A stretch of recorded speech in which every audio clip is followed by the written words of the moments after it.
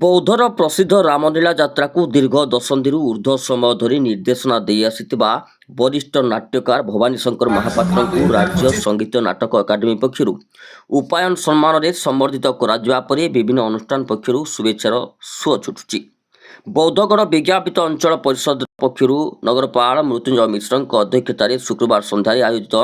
ସମ୍ବର୍ଦ୍ଧନା ସଭାରେ ସମ୍ମାନିତ ଅତିଥି ଭାବେ ଉପନଗରପାଳ ସୁଭାଷିନୀ ସେଠୀ, ରାଜ୍ୟ ସଙ୍ଗୀତ ନାଟକ ଏକାଡେମୀର ସଦସ୍ୟ ବସନ୍ତ କୁମାର ସାହୁ ଓ ବିଭିନ୍ନ ୱାର୍ଡର କାଉନସିଲରମାନେ ଯୋଗଦେଇ ଶ୍ରୀ ମହାପାତ୍ରଙ୍କୁ ଅଭିନନ୍ଦନ ଓ ସମ୍ବର୍ଦ୍ଧନା ଜ୍ଞାପନ କରିଥିଲେ।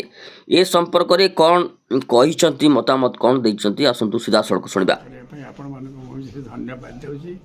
यही सभारे एमती संबर्धना करें किसी गोटे कम कथा नुहे कि शारीरिक अस्वस्थता अनुभव तो विशेष किसी करना जहाँ भी कहवा मन भर उंकी मारूला मुझे मुझे प्रकाश कर पारना क्षमा देवे धन्यवाद।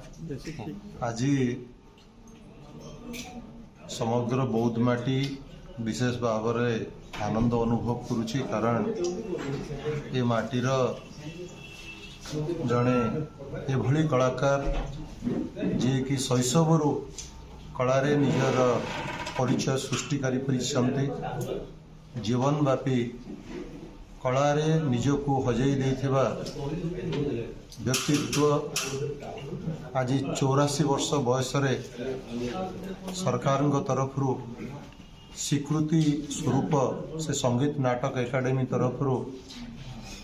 सम्मानित होती जी गौरवर विषय नुहे बाटीर जड़े एवं प्रत्येक वासी अत्यंत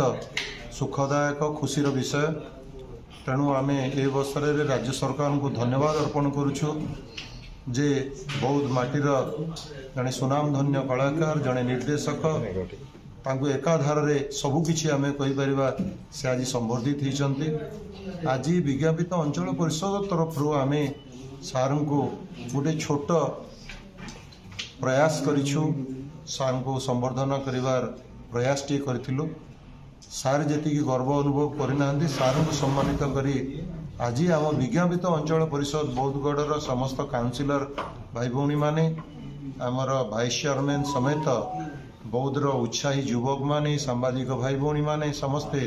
आज उपस्थित रही सारंकर यह संबर्धना सभारे। तेणु मुझे अवसर में सारंकर दीर्घायु कामना करुच्ची से सुस्थ रुहंतु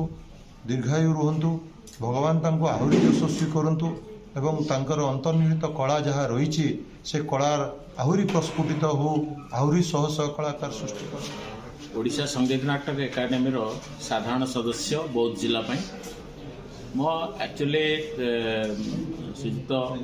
भवानी शंकर महापात्र पाखे चिरकृतज्ञ एवं बहुत खुशी व्यक्त करुच्ची कारण ओडिशा संगीत नाटक एकाडेमी 2025 मसीहा